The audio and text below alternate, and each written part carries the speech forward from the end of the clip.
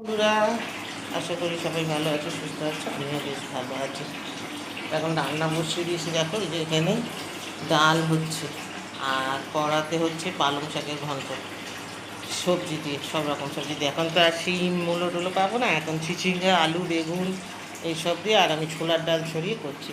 আর এখন সবজি কাটতে কাটতে, পালং শাক কাটতে কাটতে দেরি হয়ে গেল। আর এখানে যে আমাদের মাসি এসে বসে আছে, মাসিকে এখন কী দেবো দেখি। চা খাবো মাসি?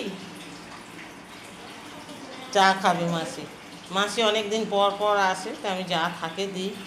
দেখি আজকে কি আছে, কি দিই মাসিকে। তাতেই খুশি। হ্যাঁ, দেখো মাসিকে যা দিই তাতেই খুশি, ওনার কোনো ইয়ে নেই।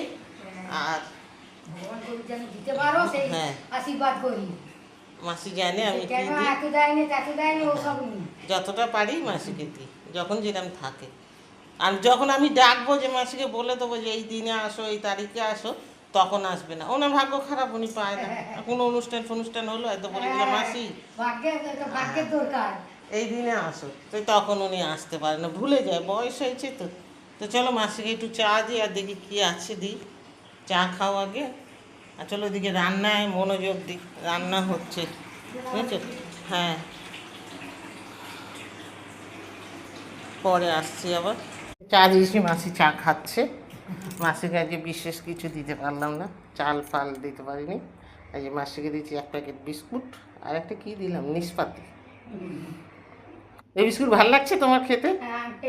আমি এই বিস্কুট একদম খেতে পারি না। ওর বাবাই খায়, আমার ছেলেরাও খায় না।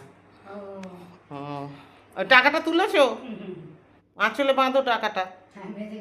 হুম, ওই 20 টাকাতে কিছু কিনে দেও বাচ্চাদের, বুঝেছো? বাচ্চাদের, ছেলে মেয়েগুলি ভালো আছে? চলো তুমি চা খাও, আমি যাই রান্নায়। হ্যাঁ, হুম।